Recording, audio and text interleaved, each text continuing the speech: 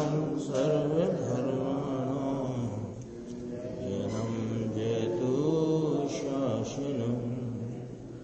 मैं नमो तीर्थनायको नमो ओंकारवाणी को नमो मुकुंद प्रभु को जिन्होंने ओंकार धारण की। अहो उपकार जिनवर का कुंद का दिव्य वाणी का, जिन कुंद ध्वनि दाता उन कहान स्वामी का।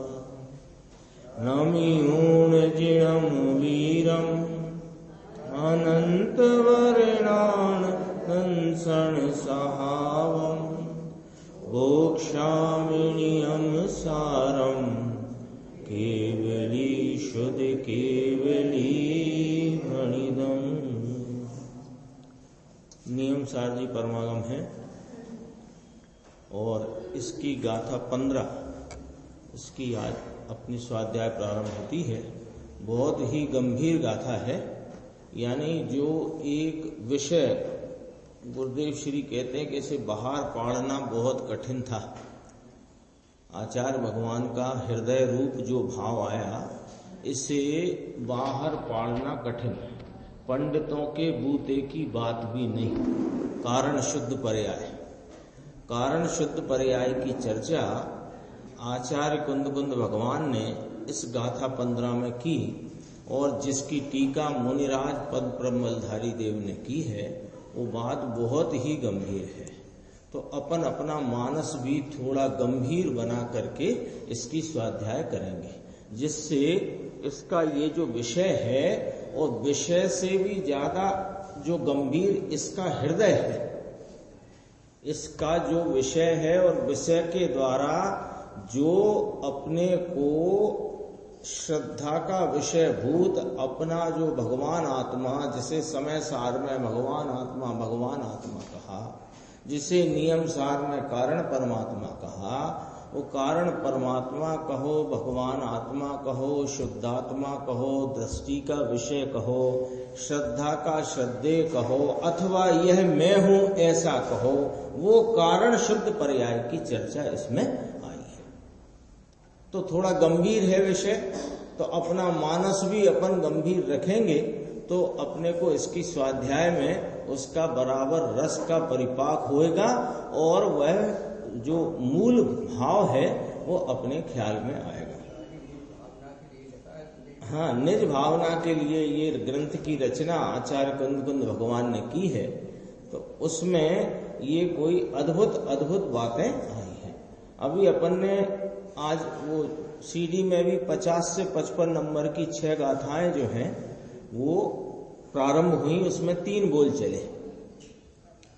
तो मुझे ऐसा विचार आया कि 49वीं गाथा चली थी ना इसके पहले, तो ये तो पुरानी गाथा है, पुरानी गुरुदेव श्री कहते हैं जूनी गाथा 6 धवल में भी है, समय सार जी, प्रवचन सार जी, पंचास्तिकाय में भी है, अष्टबाउड़ में भी है, नियम सार में भी, सब ग्रंथों में है। जूनी गाथा है, तो मानो आचार्य कुंद देव 50 से 55 6 गाथाओं के द्वारा इस 49 गाथा की टीका कर रहे हैं। 49वीं गाथा है ना, तो उसकी टीका अमृतचंद्र स्वामी ने प्रवचन सार में 20 अलिंग्रण के बोल से करी। 172 नंबर है ना, वहां इस गाथा का क्रम है 172, उसकी 20 अलिंग्रण के बोल से टीका करी। और यहाँ ऐसा लगता है कि मानो ये 6 गाथाओं से उसकी टीका आचार्य कुंद भगवान ने उस 49 गाथा की टीका की। उसमें अपने आखिरी बीच में भी आया था, प्रारंभ में भी आया, आखिरी में भी बात आई थी, वो बात पकड़ना है बस। तो वो जितने 29 बोल हैं सब पकड़ में आएंगे। क्या बात पकड़ना है कि वर्ण आदि, वर्ण गुण और धोला काला पीला ये सब उसकी पर्याय।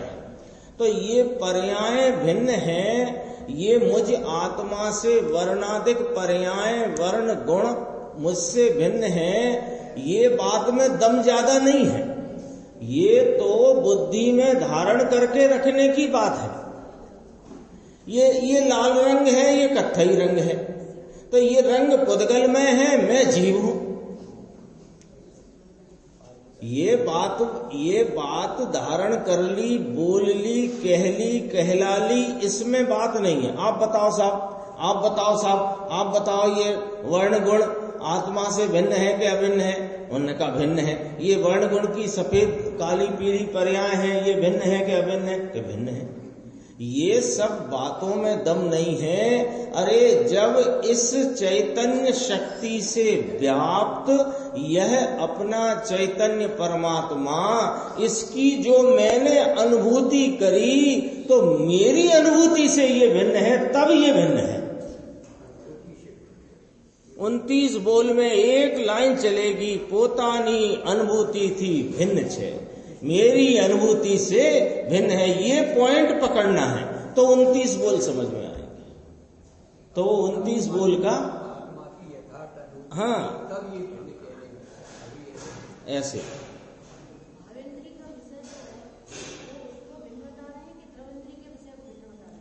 द्रव इंद्री का विषय तो वो पुद्गल में ही गया, और भावेंद्री से वह विषय जानने में आया, तो भावेंद्री भी क्षयोपशम का भाव है।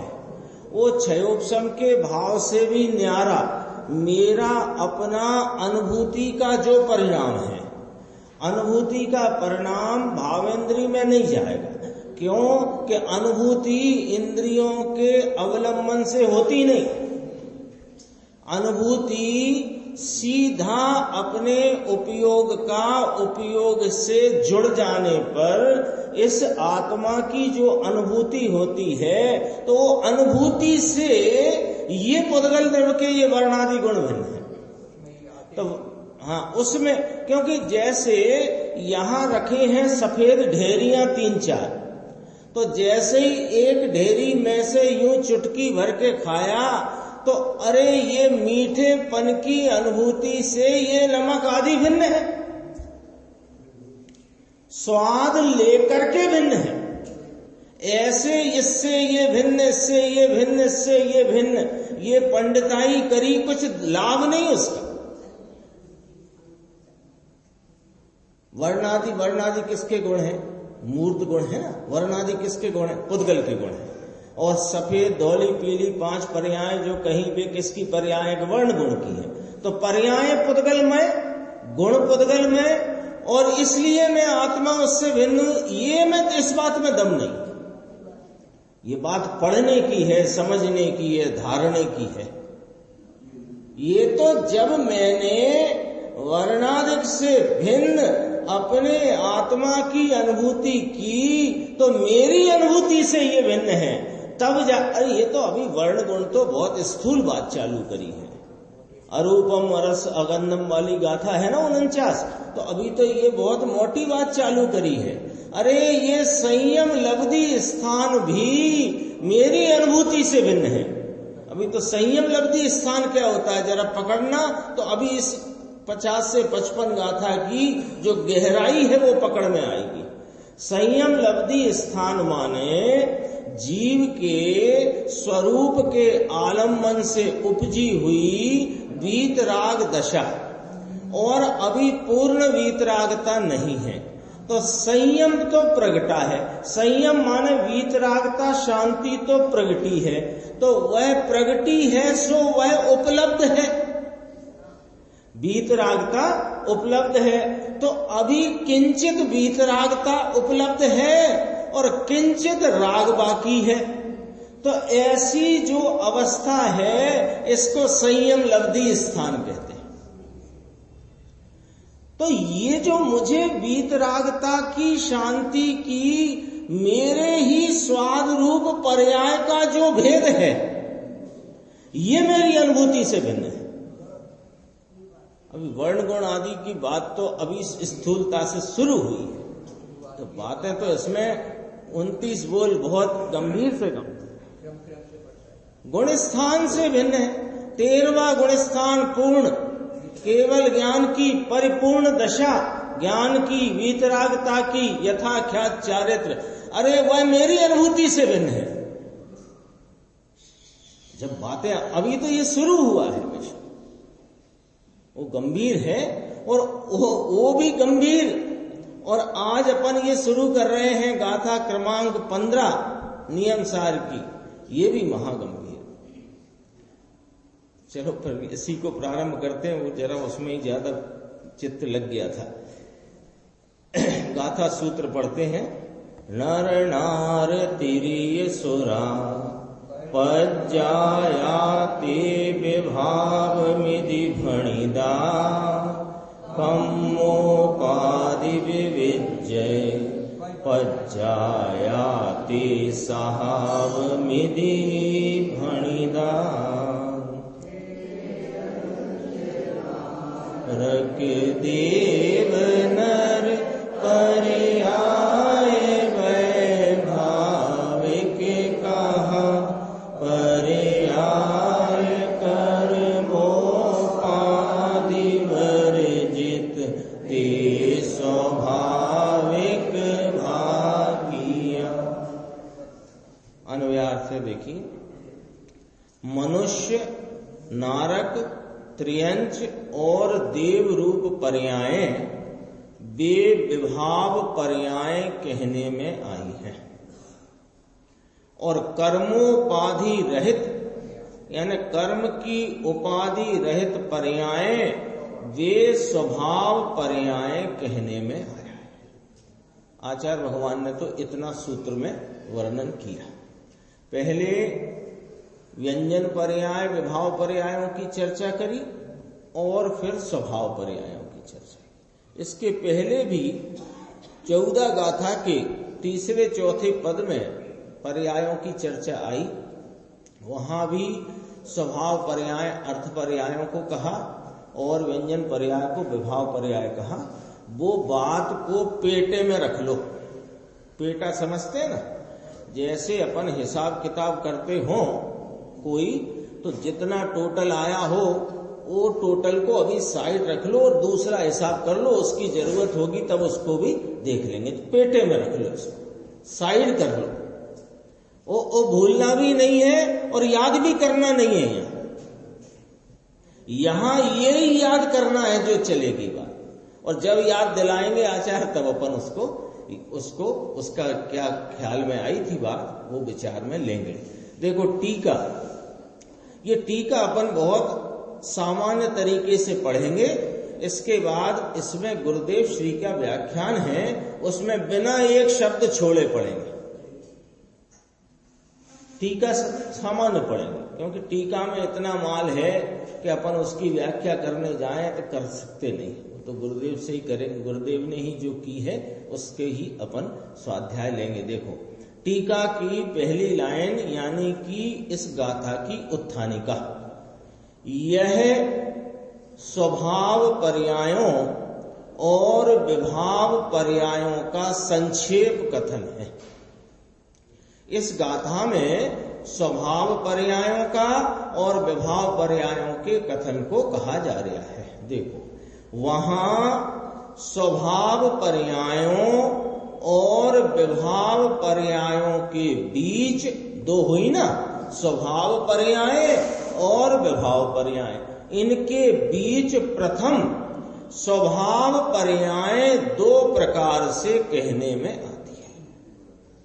अब वो सारी गाथा में स्वभाव पर्याय की भी चर्चा है, विभाव पर्याय की भी चर्चा है, और स्वभाव पर्याय की चर्चा प्रारंभ की गई है। अभी विभाव पर्याय की क्या चर्चा है वो छोड़ दो, अभी जितनी आई उसे पकड़ो। तो अभी स्वभाव पर्याय में दो प्रकार कहने में आए, वही अपन तो अपना चार्ट बना लेते हैं, है ना। यहां दो प्रकार हैं, स्वभाव पर्याय, विभाव पर्याय। स्वभाव पर्याय के नीचे अपन ने लिखा कि कारण शुद्ध पर्याय और कार्य शुद्ध पर्याय, ठीक है, और बाकी उधर के चार्ट में वो अपन बाद में भरेंगे। अभी कारण शुद्ध पर्याय और कार्य शुद्ध पर्याय दो आए ना, अब इसमें भी अपन कार्य शुद्ध पर्याय को अभी छोड़ दिया, अभी कारण शुद्ध पर्याय पर अपन विचार करते हैं कि गुरुदेव श्री, लेकिन पढ़ेंगे पूरा फिर आगे चलेगी बात। देखो यहां सहज, शुद्ध, निश्चय से, पहले ही नय रख दिया, पहले ही नय रख दिया आचार्य परमात्मा मुनिराज ने, टीकाकार ने। सहज माने स्वाभाविक, निश्चय माने वास्तव में खरेखर यथार्थतया शुद्ध भाव जो है वो। तो सहज शुद्ध निश्चय से एक पॉइंट। दूसरा अनादि अनंत, तो महाराज पर्याय की बात प्रारंभ करी है ना आपने तो अभी कहा ना स्वभाव पर्याय और विभाव पर्याय की बात करेंगे, और स्वभाव पर्याय में दो प्रकार कहे, कारण शुद्ध पर्याय और कार्य शुद्ध पर्याय, और कारण शुद्ध पर्याय के संदर्भ से बात शुरू करी, और पहला ही बोल अनादि अनंत कि हाँ भाई साहब, ये पर्याय जो कारण शुद्ध पर्याय कही जा रही है ये अनादि अनंत है, ये अनादि अनंत। एक एक बोल पकड़ना, फिर अपन गुरुदेव श्री का व्याख्यान देखेंगे तो आपको थोड़ा कभी कभी तो बहुत जटिल लगने लगेगा और कभी कभी बहुत सरल लगने लगेगा। तो जटिलता जहां लगे वहां बुद्धि को थोड़ा सूक्ष्म करना, और सरलता जहां लगे तो गप्प कर जाना, ऐसा विषय है। देख लो, अनादि अनंत अमूर्त है, ठीक है, जीव की पर्याय है तो अमूर्त है। अतीन्द्रिय स्वभाव वाला है, बराबर बात है। और शुद्ध ऐसे सहज ज्ञान, सहज दर्शन, सहज चारित्र, सहज परम वीतराग सुखात्मक, इसे अपन दूसरे शब्दों में बोलेंगे तो अनंत चतुष्टय है। चतुष्टय हो गए ना, लेकिन सबके साथ क्या शब्द लगा है चिदानंद जी? सहज ज्ञान, सहज दर्शन, सहज चारित्र, सहज परम वीतराग सुखात्मक, यानी स्वाभाविक ज्ञान, स्वभाव दर्शन, या इसको यूं बोलो स्वरूप ज्ञान, स्वरूप दर्शन, स्वरूप चारित्र, स्वरूप आनंद, ऐसा स्वरूप चतुष्टय, स्वरूप चतुष्टय, स्वभाव रूप अनादि अनंत चतुष्टय। प्रगटेगा वो नहीं, प्रगटेगा वो कार्य शुद्ध पर्याय में चर्चा करेंगे। ये कौन? स्वरूप चतुष्टय, हाजरा हुजूर चतुष्टय, स्वाभाविक ज्ञान, स्वाभाविक दर्शन, स्वाभाविक चारित्र, स्वभाव परम वीतराग सुखात्मक। कैसा? कि शुद्ध अंतः तत्व स्वरूप। कितनी बार शुद्ध आ गया इतने में, दो लाइन में। सहज शुद्ध निश्चय से, शुद्ध ऐसा सहज ज्ञान दर्शन चारित्र, और शुद्ध अंतः तत्व स्वरूप, जो स्वभाव अनंत चतुष्टय का स्वरूप। ये ऊपर में जो दूसरी लाइन आई ना, उसी का संक्षेप कह दिया। सहज ज्ञान, सहज दर्शन, सहज चारित्र, सहज परम वीतराग सुखात्मक। कैसा? प्रकट वाला नहीं, शुद्ध अंतः तत्व स्वरूप, जो स्वभाव, जो स्वयं भाव अनंत चतुष्टय का स्वरूप। इतने में पकड़ लो, फिर आगे तो बात एकदम से सीधी जाने वाली है। अभी तक क्या कहा? पहला बोल कि ये बात जो कारण शुद्ध पर्याय की है वो सहज शुद्ध निश्चय का विषय है। दूसरी बात ये अनादि अनंत है, अमूर्त है, अतीन्द्रिय स्वभाव स्वरूप है। और ऐसा अतीन्द्रिय स्वभाव स्वरूप कैसा? कि शुद्ध सहज ज्ञान, सहज दर्शन, सहज चारित्र और सहज सुख। तो ज्ञान, दर्शन, चारित्र और आनंद ऐसे अंत तत्व स्वरूप स्वभाव अनंत चतुष्टय, ये वस्तु बांध दी, ये बांध दी वस्तु। आत्मा बांध दिया। बांध दिया माने कोई वस्तु होती है ना, तो उसका बंधारण होता है, यानी उसका स्ट्रक्चर होता है।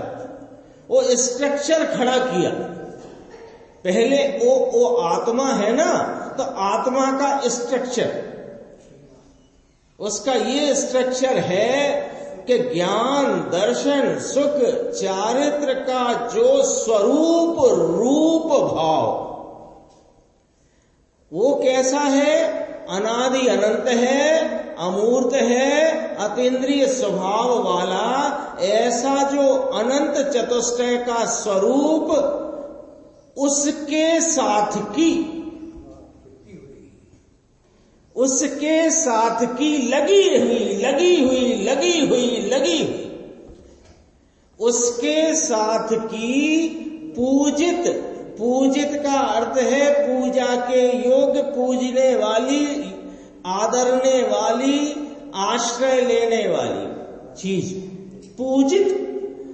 पंचम भाव परिणति, अब आया शब्द परिणति।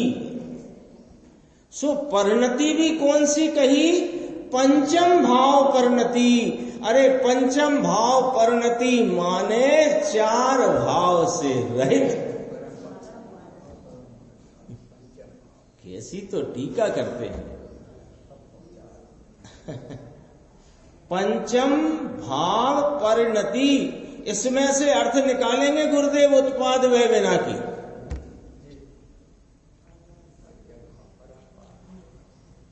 तेनी साथे नी पूजित, तेनी साथे नी जे पूजित, उसके साथ की, किसके साथ की? भूलना कुछ नहीं है, भूलना कुछ नहीं है, भूले और गए। भूलना माने जो चल रहा है इसे बिल्कुल जमा के रखो। सहज शुद्ध निश्चय से अनादि अनंत अमूर्त अतीन्द्रिय स्वभाव वाला जो शुद्ध सहज ज्ञान, दर्शन और चारित्र और आनंद स्वरूप जो स्वभाव अनंत चतुष्टय, उसके साथ की जो पूजित पंचम भाव परिणति। पंचम भाव परिणति कहने से क्या हो गया कि चार भाव रूप नहीं हो गया कि नहीं हो गया? छह द्रव्य कहे हैं जगत में, तो पुद्गल कह दिया, ये तो पुद्गल है, तो ये तो पुद्गल है माने ये पांच नहीं है। अलग से कहना पड़ता है क्या? कुछ भी हो, चाय, दूध, कॉफी, शरबत, ये क्या है कि ये दूध है, तो ये चाय, कॉफी, शरबत नहीं है। तो ये तो पंचम भाव परिणति है। तो पंचम भाव परिणति है तो ये चार भाव रूप नहीं है। और वे चार भाव किस रूप हैं? वे उत्पादवय रूप हैं। और पंचम परम पारिणामिक भाव है, ये ध्रुव स्वरूप है। इतना तो अपने तत्वार सूत्र में ही आ गई है बात, नहीं आ गई है? जीव के असाधारण पांच भावों की चर्चा और भी ग्रंथों में आ गई है, पंचास्तिकाय में भी आ गई है, सब जगह आ गई है। तो ये बात तो पकड़ में आई कि नहीं आई अपने, कि पंचम भाव परिणति। परिणति शब्द कहाँ है? तो पर्याय की सूचना है। लेकिन कैसी पर्याय की सूचना है? कि पंचम भाव स्वरूप पर्याय की सूचना है। तो पंचम भाव क्या होता है? कि चार भाव नहीं होता है, वो पंचम भाव होता है। और चार भाव है, वो उत्पाद वैसे, वो उत्पाद वय वाला है, ये उत्पाद वय से रहित है। तो उत्पाद वय से रहित है तो कौन सा कहलाया? ध्रुव, ध्रुव कहलाया।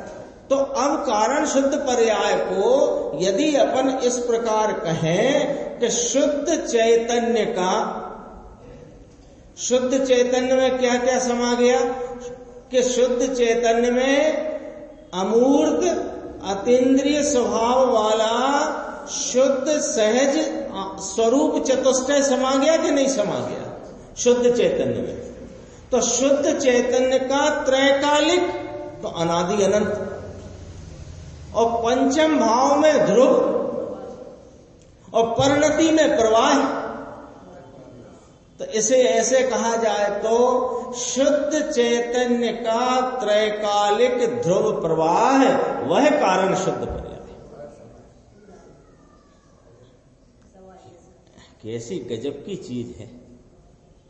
ये है वो जिसको आलम्बन करना है, ये है वो जिसका आलम्बन लेकर इसकी स्वीकृति करना है, ये वो है जिसका अनुभव करके ये मैं हूं ऐसी प्रतीति करना है। तो इसे पर्याय की भाषा में क्यों कहते हो? अरे पर्याय में ही दिखेगा ये जो आत्मा है ना, दृष्टि का विषय, जिसकी आप रूप प्रतीति करना है, ये विषय भाई साहब पर्याय में ही दिखेगा, लेकिन पर्याय रूप नहीं दिखेगा। ये पर्याय में तो दिखेगा और पर्याय से दिखेगा, क्योंकि देखने वाली तो पर्याय है ना, लेकिन पर्याय रूप नहीं दिखेगा। जो हमारी अनादि से भूल है वो पर्याय में पर्याय रूपता को देखने की है। पर्याय में पर्याय रूपता को न देखकर ये द्रव्य रूपता को देख लेना ही धर्म की शुरुआत है। यहां से धर्म का उद्घाटन होता है। ये वो वाली बात है।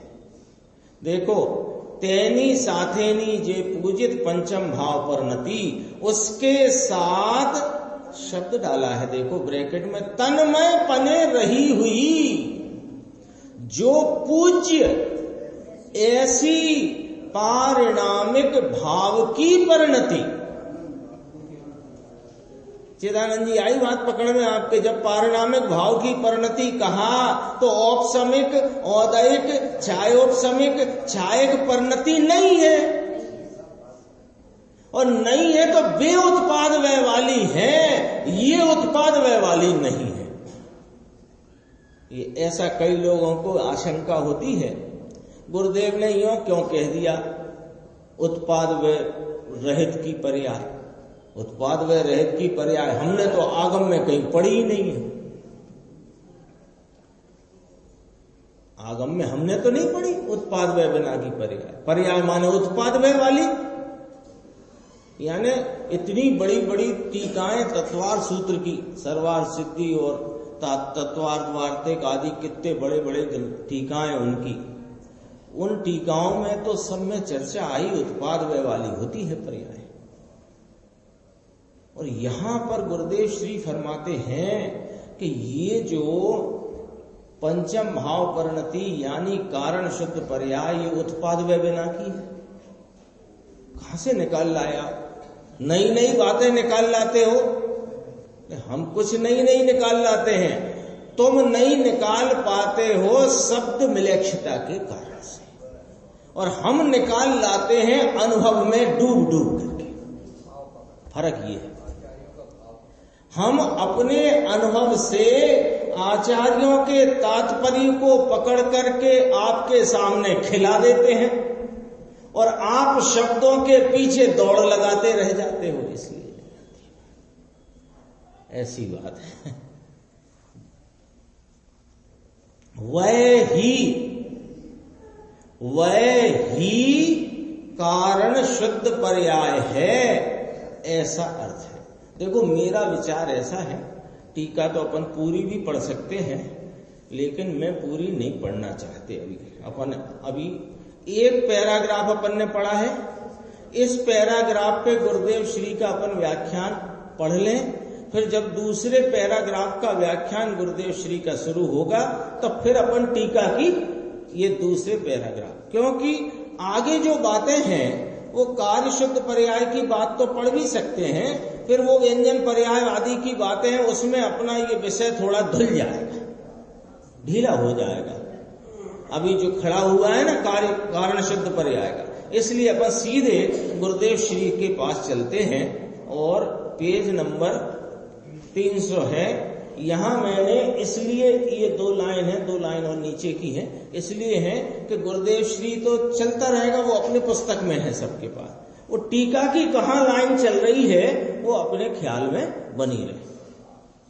कल इसको ऐसे लगा देंगे कि वो चारों लाइन एक साथ दिखेंगे। अभी अपन शुरू करते हैं। देखो, भगवान ने एम भाकिया, ऐसा कहते हैं। भणिदा शब्द है ना, भगवान ने कहा, भणिदा नाम भगवान सर्वज्ञ परमेश्वर, इन्होंने यह स्वभाव विभाव पर्याय का वर्णन किया है। समझ में आया? इसकी टीका प्रारंभ करते हैं 301 नंबर पेज। यह स्वभाव पर्यायों और विभाव पर्यायों का संक्षेप कथन है। वहां स्वभाव पर्याय और विभाव पर्यायों के बीच पहले स्वभाव पर्याय दो प्रकार से कहने में आती। ये तो अभी चार्ट बन रहा है अपना, अपन ने बनाया था चार्ट, यहाँ लगा हुआ है। तो ये स्वभाव पर्याय विभाव पर्यायों का कथन है। स्वभाव पर्याय और उनके स्वभाव पर्याय में दो प्रकार कहे, कारण शुद्ध पर्याय और कार्य शुद्ध पर्याय। ये सब झीणी सूक्ष्म बात है। आज लिखा है ना, आ बदी झीणी सूक्ष्म बातें छह आजे। आत्मा में स्वभाव पर्याय और विभाव पर्याय का अस्तित्व है। ये दो प्रकार में स्वभाव पर्याय जो है, इसके दो प्रकार हैं। जीव द्रव्य है ना, जीव द्रव्य यानी कि वस्तु, इसके अस्तित्व में, वस्तु है तो सत्ता है कि नहीं, तो इसके अस्तित्व में स्वभाव पर्याय और विभाव पर्याय, ऐसे दो प्रकार इसके अस्तित्व में। पकड़ में आ गई ना इतनी बात, क्योंकि अपन धीरे धीरे चलो और जितनी जितनी है उतनी पकड़ते चलो। मुकेश भाई देखना क्या कहते हैं कि इसके अस्तित्व में, कौन के अस्तित्व में, यह मैं जीव पदार्थ आत्मा वस्तु द्रव्य हूं, मेरी सत्ता है, मेरे अस्तित्व में स्वभाव पर्याय और विभाव पर्याय, ऐसे दो प्रकार इसके अस्तित्व सत्ता में हैं। उससे क्या खड़ी हुई बात, ये पर के कारण नहीं, पर में नहीं, ऐसी स्वभाव विभाव दशाओं में से, ये स्वभाव विभाव दशाएं कहाँ हैं, मेरे अस्तित्व में। तो मेरे अस्तित्व का भाव मेरे कारण से होएगा कि दूसरे के कारण से? तो दूसरे के कारण नहीं, दूसरे में नहीं। ये ऐसी स्वभाव विभाव दशाओं में यहां स्वभाव पर्याय दो प्रकार से कहने में आती है, कारण शुद्ध पर्याय, कार्य शुद्ध पर्याय। एक कारण शुद्ध पर्याय इसके अस्तित्व में है और एक कार्य शुद्ध पर्याय जीव तत्व के अस्तित्व में है। अभी कारण शुद्ध पर्याय कि ये आत्मा है, कारण शुद्ध पर्याय ये आत्मा है। ये वो आत्मा है जिसे तुम्हें आलम्बन लेना। वो बात रह गई थी, मैं कह रहा था कि ये पर्याय नाम से यहां चर्चा क्यों की। ये बात अपनी तब चल रही थी, वो स्लिप हो गई थी। शुद्ध चैतन्य का त्रैकालिक ध्रुव प्रवाह वह कारण शुद्ध पर्याय है। तो ये बात यहाँ क्यों इस प्रकार कही, वो बात कहते हैं, फिर अपन आगे चलते हैं। वो यूं है कि यह आत्मा जो अनादि अनंत एक रूप भाव से ध्रुव रूप रहा हुआ है, जो अपने अनंत गुणात्मक स्वभाव को कभी छोड़ता नहीं, कभी स्खलित होता नहीं, ऐसा जो मैं निज परमात्म तत्व हूं, ये पकड़ में कैसे आएगा और किसको आएगा कि यह आत्मा को ये वर्तमान उपयोग दशा में दशा से जानने में आएगा। तो उपयोग दशा में जानने में आएगा तो ये जो पर्याय का वर्तता हुआ जो प्रवाह है, इस वर्तते हुए प्रवाह में क्या एक भाव प्रवाहित है कि शुद्ध चैतन्य का त्रैकालिक ध्रुव प्रवाह है, वो चला ही आ रहा है अनादि अनंत। प्रत्येक पर्याय में ये आत्मा है ना, तो कहाँ व्यक्त है कि ये वर्तमान पर्याय में व्यक्त है। वर्तमान पर्याय नष्ट होती है और नवीन पर्याय उत्पन्न होती है, वो वर्तमान कहलाती है। तो ऐसे वर्तमान वर्तमान वर्तमान वर्तमान वर्तमान वर्तमान वर्तमान वर्तमान गुरुदेव श्री ने इसी 15वीं गाथा के संदर्भ के प्रवचन में एक जगह कहा निरंतर वर्तमान, एक समय का त्रिकाली ध्रुव परमात्मा, निरंतर वर्तमान। ये जो निरंतर वर्तमान है पर्याय के प्रवाह में, निरंतर निरंतर निरंतर, वो पर्याय के प्रवाह में जो बदलता भाव है वो पर्याय है, वो हमारे दृष्टि का विषय नहीं है। लेकिन वो जो निरंतर निरंतरता का जो प्रवाह है, वो उस प्रवाह में एक सदृश सदृश सदृश सदृश सदृश सदृश सदृश एक रूप जो भाव चला जाता है, वो कारण शुद्ध पर्याय है, वो दृष्टि का विषय है। पकड़ लो उसको, पकड़ लो उसको, देर नहीं करना। ऐसी चीज है यही आश्रयभूत है, इसी को पकड़ना है। कोई गायक अलमारी में रखा नहीं मिलने वाला है कि वो ध्रुव भाव अलमारी में रखा है, पर्याय से भिन्न, पर्याय से भिन्न। अरे पर्याय से भिन्न तो उसकी पहचान कराने को कहते हैं। बहुत गजब का विषय है। यही पकड़ लो, अब देर क्या करना। जानना जानना जानना जानना, जानने के प्रवाह में आने दो। जो कुछ जानने में आता हो वो जानने की पर्याय के विशेष की योग्यता का भाव है। लेकिन वहां पर जानना जानना जानना जानना एक रूप सदरसता से चला आता है। ये जो एक रूप सदरसता से जानने जानने का भाव है, ये पकड़ लो, यही कारण शुद्ध पर्याय है। इसलिए कहते हैं शुद्ध चैतन्य का त्रैकालिक ध्रुव प्रवाह वह कारण शुद्ध पर्याय है। देखो कहते हैं 2000 संवत 2000 में इसका विस्तार हुआ था। भगवान ने ये कहा है, ऐसा कहा है ना, स्वभाव पर्याय और विभाव पर्याय, ये भगवान ने कही है। ये स्वभाव पर्याय के दो प्रकार पाड़ते हैं, एक कारण शुद्ध पर्याय, एक कार्य शुद्ध पर्याय। अब कारण शुद्ध पर्याय बहुत सूक्ष्म है, इसका पहले वर्णन करते हैं। कारण के ये अनादि की वस्तु है। कार्य शुद्ध पर्याय तो सादी होती है। कार्य शुद्ध पर्याय स्वभाव चतुष्टय स्वरूप प्रकट भाव, वो सादी है और ये अनादि है। केवल ज्ञान आदि कार्य शुद्ध पर्याय की सादी सादी नाम आदि, आदि नाम प्रारंभ है, उत्पन्न हुई है। और ये कारण शुद्ध पर्याय की आदि नहीं, इसलिए इसको पहले वर्णन करने में आता है। रति भाई आ झीणु छे, ये बार बार झीणु छे क्यों कह रहे हो? इसलिए कह रहे हैं ये एकदम तैयार रखो। इधर उधर जाता हो ना, घड़ी की तरफ भी जाता होगा कि 10 बज गए, इसमें थोड़े 2 मिनट ज्यादा, इसमें 5 मिनट ज्यादा, जाने दो जाने दो। अभी कोई बात गंभीर आ गई है, इसलिए एकदम इसको टाइट रखो, बिल्कुल जोड़ के रखो विषय से। झीणु छे।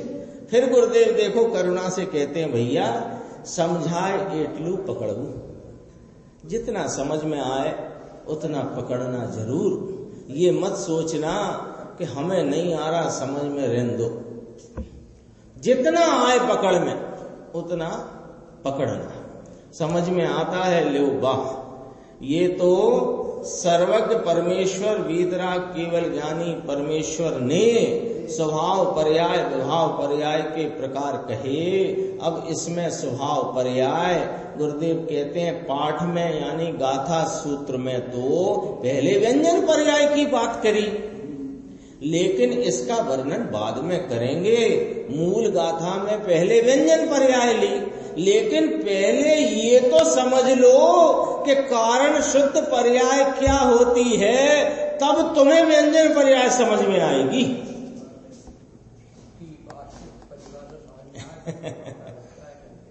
ये कौन हूं मैं? व्यंजन पर्याय के नाम पे ये दिखता है कभी। सिद्ध की भी बात करे तो क्या क्या विचार करता है? अंतिम शरीर से कुछ नहीं होता, अंतिम शरीर से कुछ नहीं, वो शरीर ही शरीर दिखता रहता है, शरीर ही शरीर दिखता रहता है। क्यों दिखता रहता है? कि ये जो कारण शुद्ध पर्याय स्वरूप अपना कारण परमात्म तत्व, ये कारण जीव तत्व, यह समय कारण समय सार भगवान आत्मा तेरे पकड़ में नहीं आया है ना, इसलिए सब गड़बड़ हो रही है। इसलिए कहते हैं देखो, पहले ये समझे तो व्यंजन पर्याय इसकी क्या है वो यथार्थ समझ में आए। ऐसा कहते हैं कि आत्मा में, ये तो अगम निगम की बातें हैं। अगम निगम शब्द गुरुदेव का है। अगम निगम का अर्थ यानी ये भैया समझ में आ जाए तो समझ में आ जाए और नहीं आए तो नहीं आए, ऐसी बात है। समझ में आ जाए तो ये नरभव सफल हो जाए, अनंत परावर्तनों के संकट मिट जाए, इतनी बात पकड़ने में अगम निगम की बातें हैं। सर्वज्ञ परमेश्वर के पेट में से, अंदर ज्ञान में से आई हुई बात है। कहते हैं कि कारण शुद्ध पर्याय किसको कहनी। बस एक पैराग्राफ पढ़ते हैं जिससे फिर अपन यहीं से फिर शुरू करेंगे कल। कहते हैं कि कारण शुद्ध पर्याय किसको कहना, कि जो सहज शुद्ध निश्चय से, स्वाभाविक शुद्ध निश्चय से आत्मा में है, जो पर्याय, बात तो पर्याय की चल रही है ना, कारण शुद्ध पर्याय, तो स्वाभाविक शुद्ध निश्चय से आत्मा में है, भेद वाली, व्यवहार वाली, कार्य वाली नहीं। अरे भगवान, हमें तो कुछ समझ में ही नहीं आता। अभी पर्याय कहते हो और अभी कह रहे थे परिसमन्तात् भेदम इति गच्छतीति इति पर्याय।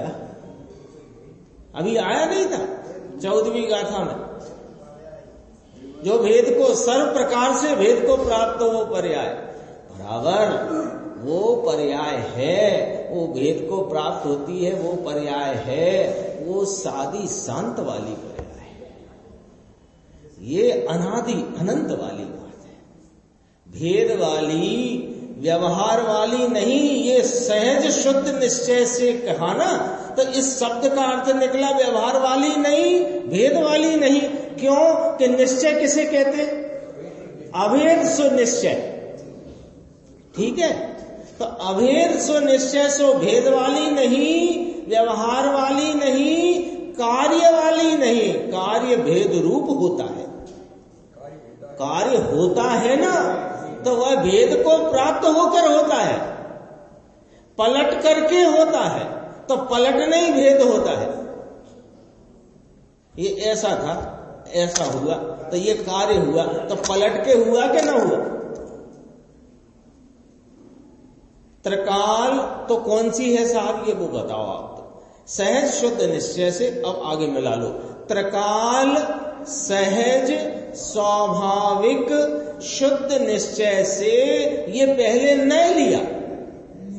कारण शुद्ध पर्याय की विवक्षा में नए पहले लिया, और कार्य शुद्ध पर्याय की बात में नए बाद में लेंगे, शुद्ध सद्भूत व्यवहार। उसके बाद अतीन्द्रिय स्वभाव वाला शुद्ध सद्भूत व्यवहार से कौन? कार्य शुद्ध पर्याय, उसमें ऐसा लेंगे। यहां पहले शुद्ध निश्चय लिया, क्या कहा फिर? ये एक बोल में तो समझ में नहीं आएगा, ये पहली बार में एक इतना एक बार बोलेंगे ना तो समझ में नहीं आएगा, इतना पहली बार में। इसको आराम आराम से चलेगी, अपना समय थोड़ा अधिक ही हो गया है, आगे चर्चा अपन उसमें अगली स्वाध्याय में लेंगे।